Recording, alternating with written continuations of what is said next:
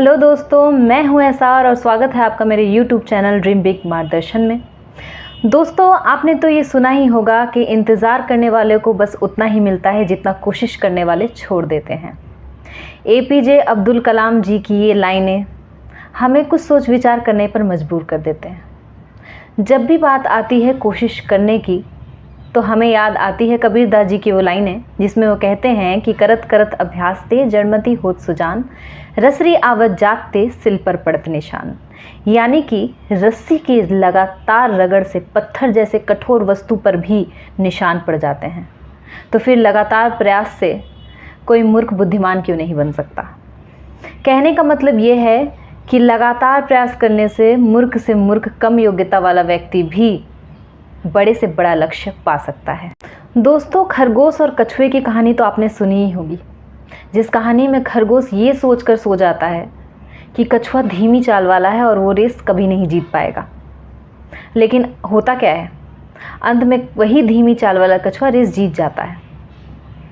तो दोस्तों, ये कहानी हमें सिर्फ ये नहीं सिखाती कि slow and study wins the race. ये कहानी कहीं ना कहीं हमें ये भी सिखाती है कि लगातार कोशिश करने वाला कितना ही स्लो क्यों ना हो, ना कोशिश करने वालों से या अवसर का इंतज़ार करने वालों से हमेशा आगे ही रहता है। एक बार की बात है, एक गांव में एक किसान रहता था। उसका एक बेटा था। किसान खुद तो पढ़ा लिखा नहीं था, लेकिन अपने बेटे को उसने बहुत अच्छी एजुकेशन दी थी।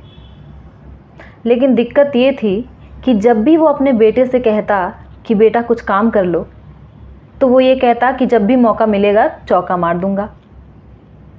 इस बात से किसान बड़ा परेशान हुआ। लेकिन एक बार उसको एक आइडिया आया। एक बार उसका बेटा जब घर लौटा तो वो रसोई की तरफ गया, क्योंकि उसे बड़ी भूख लगी थी। रसोई में जाकर उसने क्या देखा कि बर्तनें तो खाली हैं। ये देखकर वह तुरंत अपने पिता के पास गया और उनसे पूछा कि पिताजी, खाना तो है ही नहीं और मुझे भूख लगी है, और पिताजी इस आम के पेड़ के सामने खड़े होकर आप कर क्या रहे हो।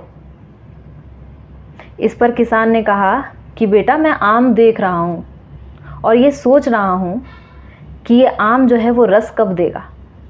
मैं वेट कर रहा हूँ, इंतज़ार कर रहा हूँ कि आम रस दे दे। जब वो रस देगा तो मेरा पेट भर जाएगा।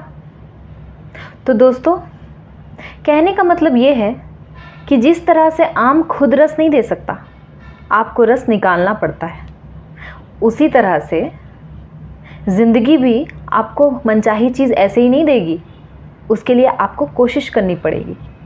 सिर्फ हाथ पे हाथ धरकर बैठ जाने से और अवसर का इंतज़ार करते रहने से, अपना समय बर्बाद करने से कोई फ़ायदा नहीं होगा। ज़रा सोचिए, मेघनाद की बाढ़ लगने के बाद लक्ष्मण जी को वैद्य की ज़रूरत थी।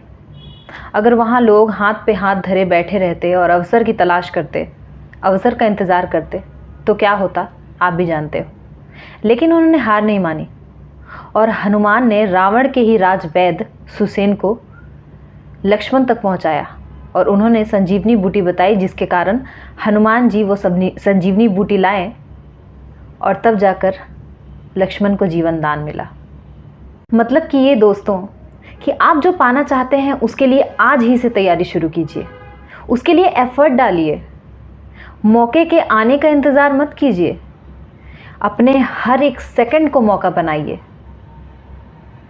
क्यों? इसलिए क्योंकि इंतज़ार करने वालों को सिर्फ उतना ही मिलता है जितना कोशिश करने वाले छोड़ जाते हैं। अगर आपको मेरी वीडियो पसंद आई हो तो प्लीज़ इसे लाइक कीजिए, मेरे चैनल को सब्सक्राइब कीजिए और अपने फ्रेंड्स एंड फैमिली मेम्बर्स के साथ शेयर कीजिए।